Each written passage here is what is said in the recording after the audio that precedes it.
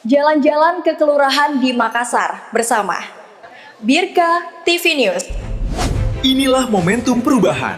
Saatnya memilih pemimpin lingkungan yang amanah, bersih, dan peduli.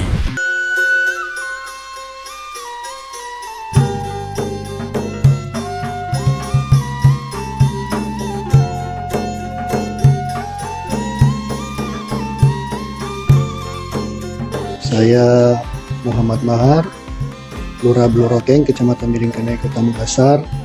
Pada pagi hari ini sudah masuk di tahap hari ketiga atau hari terakhir dalam proses pendaftaran calon ketua RT dan RW di Kelurahan Blorokeng.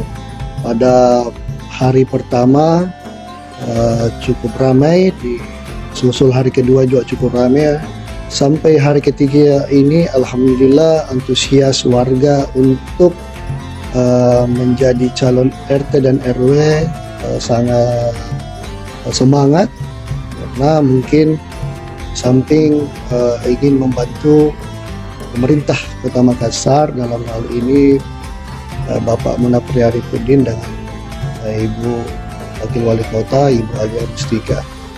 Insya Allah mudah-mudahan ke depan sampai di tanggal 3 Desember dan 8 Desember semoga lancar, tidak ada masalah.